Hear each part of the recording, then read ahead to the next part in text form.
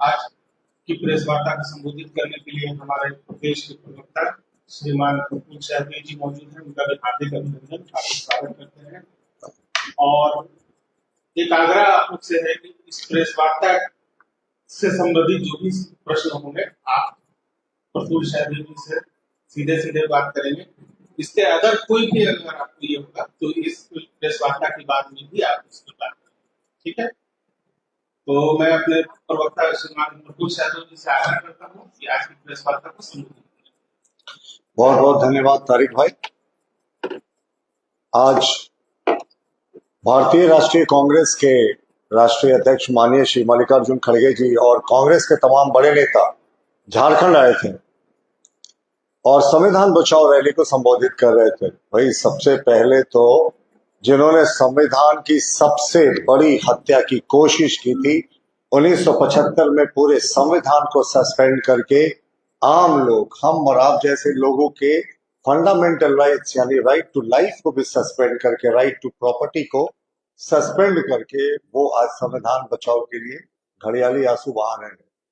और साहब 1976 में स्वर्गीय प्रधानमंत्री इंदिरा गांधी, जिनका टर्म तब तक खत्म हो चुका था 71 के चुनाव के बाद, लेकिन चूंकि इमरजेंसी लगी हुई थी तो बिना पार्लियामेंट के वो प्रधानमंत्री बनी हुई थी। ये देश के इतिहास की एकमात्र घटना थी।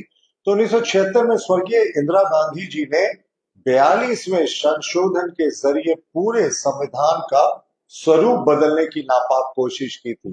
उसे नापाक कोशिश इसलिए कहते हैं क्योंकि ये माना जाता है कि उस समय पूरा संविधान का स्वरूप एक तरीके से बदल जाता। हाई कोर्ट, सुप्रीम कोर्ट, विधानसभा, मुख्यमंत्री, इन सबकी शक्तियों को कम करके इन्होंने प्राइम मिनिस्टर्स ऑफिस में देने का संशोधन किया था। बाद में इस संशोधन के जो ऑब्जेक्शनेबल क्लॉजेस थे उसको माननीय सर्वोच्च न्यायालय ने Minerva versus union of India के केस में स्ट्राइक डाउन कर दिया था। तो 42वें संशोधन के जरिए तो ये पूरे संविधान का स्वरूप बदल रही थी। अब प्रियम्बल में भी सेकुलर शब्द इसी संशोधन के जरिए जोड़ा गया। तो जिन लोगों ने इमरजेंसी लगाई, संविधान को सस्पेंड किया, देश में तानाशाही कर दी, अब उन लोगों के मुंह से अगर हम संविधान बचाओ की बात सुनते हैं तो ये तो वही बात होती है ना जो हमारे प्रतिपक्ष के नेता भी ने कहा था, 100 चूहा खाकर बिल्ली हज करने चल रही है।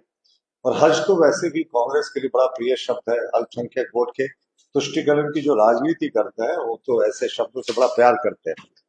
खड़गे जी आए थे, हमें लगा खड़ग निकलेगा, पूरा पाकिस्तान के खिलाफ तलवार भांजेंगे, वो खड़ग की चमक दिखेगी, रांची से बड़ी घोषणा होगी। लेकिन ये क्या साहब, खड़गे साहब ने खड़ग भी निकाला तो वो तो देश के सुरक्षा एजेंसियों के खिलाफ निकाल दिया, प्रधानमंत्री के खिलाफ निकाल दिया। अब देखिए ये कैसी बात होती है।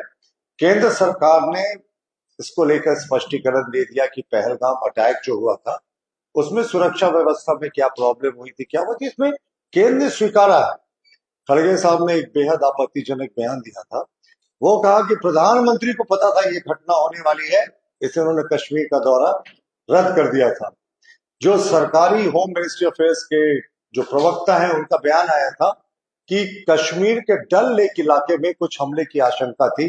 पहलगाम में पिछले 2 दशकों से कोई आतंकवादी घटना नहीं हुई है। वो सीमा से करीब 200 किलोमीटर दूर है, बहुत सेफ जगह माना जाता था। लेकिन केंद्र सरकार ने अपना पक्ष क्लियर कर दिया है कि सुरक्षा में क्या चूक हुई थी। लेकिन खड़गे साहब आज जो इंटेलिजेंस फेलियर की बात कर रहे हैं और देश के लिए प्रधानमंत्री पर तरह तरह के प्रश्न उठा रहे हैं, तो इनको याद रखना चाहिए कि देश में 2 बड़े सुरक्षा फेलियर हुए।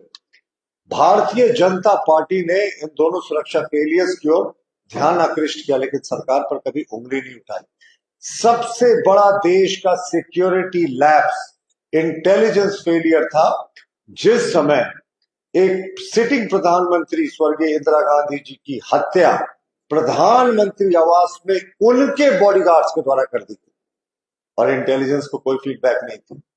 आप ये सोच सकते हैं कि किस तरीके का इंटेलिजेंस फेलियर था ये। इससे बड़ा देश में कोई इंटेलिजेंस फेलियर नहीं हुआ जब प्रधानमंत्री जी की हत्या उनके बॉडीगार्ड्स ने कर दी देश के प्रधानमंत्री आवास के भीतर।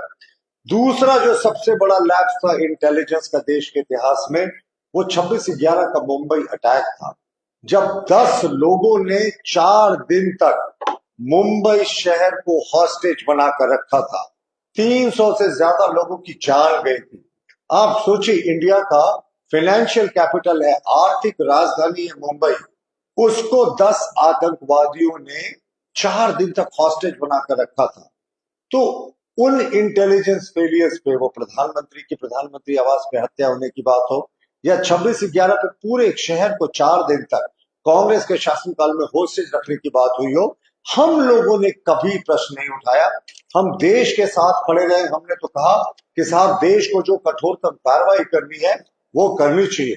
और लगे हाथ आज आपको एक बड़ा महत्वपूर्ण जिक्र करना चाहेंगे। अमेरिका के तत्कालीन राष्ट्रपति बैराक ओबामा ने अपनी एक पुस्तक लिखी थी, अ प्रॉमिस्ड लैंड। बैराक ओबामा जिस समय, उन्होंने अपने संस्मरण में लिखा कि जिस समय मेरी प्रधानमंत्री मनमोहन सिंह जी से मुलाकात हुई 26/11 हमले के बाद, तो मैंने कहा कि ये रिटेलिएशन क्यों नहीं हुआ, आपकी तरफ से जवाबी कार्रवाई क्यों नहीं हुई। प्रॉमिस लैंड, जो उनकी ऑटोबायोग्राफी है बैराक ओबामा जी की, उसमें लिखा है कि प्रधानमंत्री मनमोहन सिंह जी ने कहा, इससे मुसलमानों के खिलाफ देश में गुस्सा बढ़ता और भारतीय जनता पार्टी जैसे दलों को बढ़ावा मिलता। ये मेरे बोल नहीं है, ये बैराक ओबामा, अमेरिका के तत्कालीन राष्ट्रपति ने अपने संस्मरण में अ प्रॉमिस लैंड में लिखा है। तो इंटेलिजेंस फेलियर की जो बात उठाते हैं ना, मैंने तो आपको उदाहरण दे दिया कि किस तरीके से भारत, उस समय का भारत और अभी के भारत में क्या अंतर है।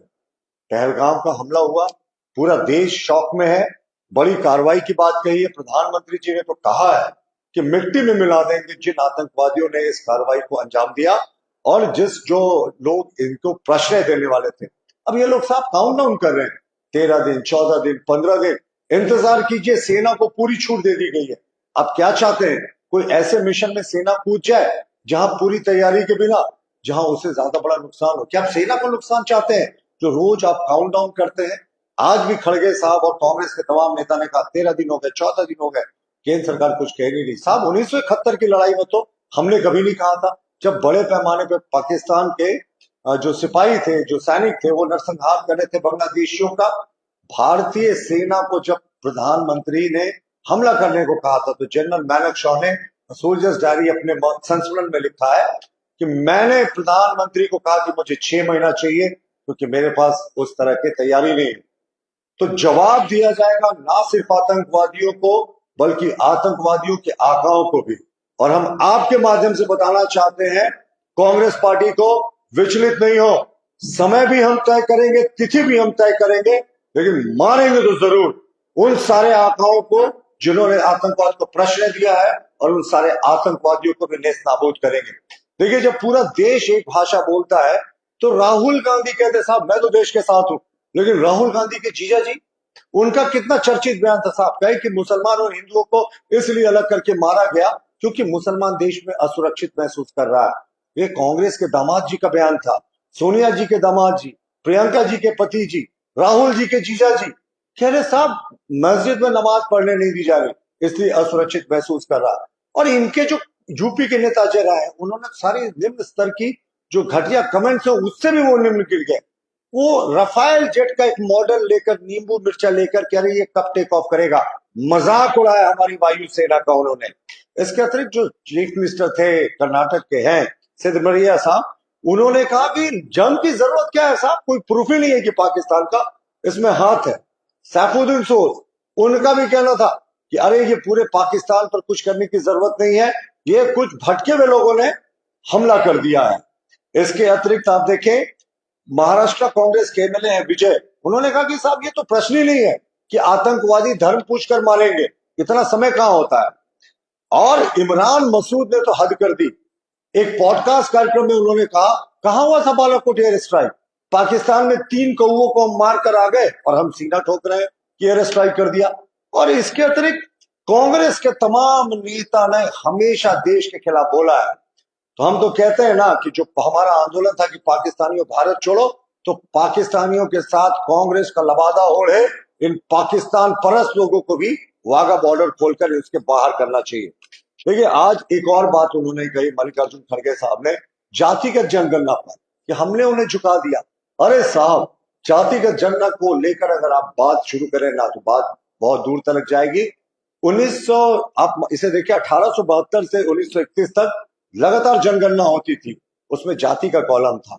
1951 में अंतरिम प्रधानमंत्री थे जवाहरलाल नेहरू जी, जिन्होंने बहुत पहले 1946 में क्वीन विक्टोरिया को आस्था मानते हुए जो यूनियन जैक था उसके सामने शपथ ली थी, वो यूनियन एक्शन प्लान के तहत। तो वो तो 1946 में ही प्रधानमंत्री बन गए थे क्वीन विक्टोरिया के प्रति शपथ लेकर। 1951 में नेहरू जी ने कास्ट शब्द को हटा दिया सेंसस से, और लगातार 1951 के बाद से ये कभी होता नहीं आया। 2011 में socio economic and caste census इन्होंने एक वर्ड यूज किया जो जनगणना हुई थी उसमें डाला, लेकिन इसके आंकड़ों को कभी भी पब्लिश नहीं किया गया।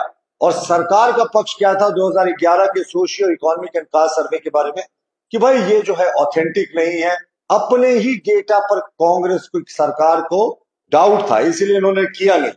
और सबसे महत्वपूर्ण है जो आज ये ओबीसी के लिए खड़ियाली आंसू बहाते हैं, इनको तो बताना चाहिए ना कि जब भारतीय जनता पार्टी भी सरकार में थी, जिस समय जनता पार्टी की सरकार थी, हमने मंडल कमीशन का गठन किया था। उस मंडल कमीशन ने 1980 में रिपोर्टें सौंपी थी, जिस समय इंदिरा गांधी जी प्रधानमंत्री थी। 5 वर्ष तक वो रही, 5 वर्ष तक राजीव गांधी रहे, 10 वर्ष तक कांग्रेस की ब्रूट मेजोरिटी की सरकारों ने मंडल कमीशन रिपोर्ट को दबा कर रखा।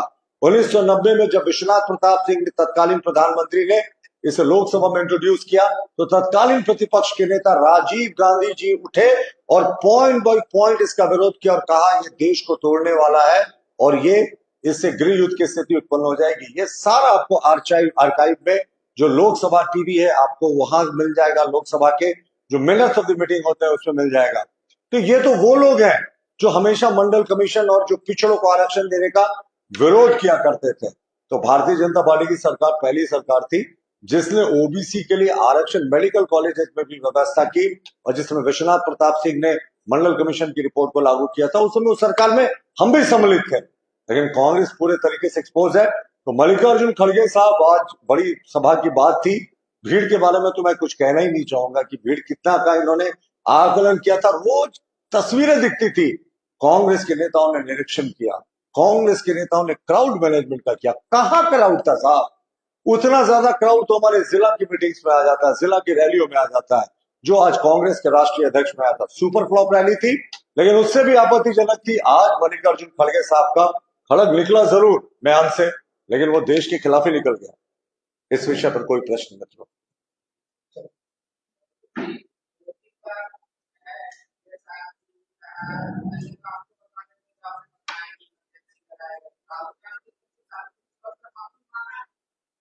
क्या राहुल गांधी जी जो 17,000 सिखों का नरसंहार हुआ था 1984 में, जब उनके पिताजी स्वर्गीय प्रधानमंत्री राजीव गांधी जी ने कहा था कि साहब बड़ा वृक्ष गिरता है तो कंपन होती है, क्या उन जानों को लौटा देंगे?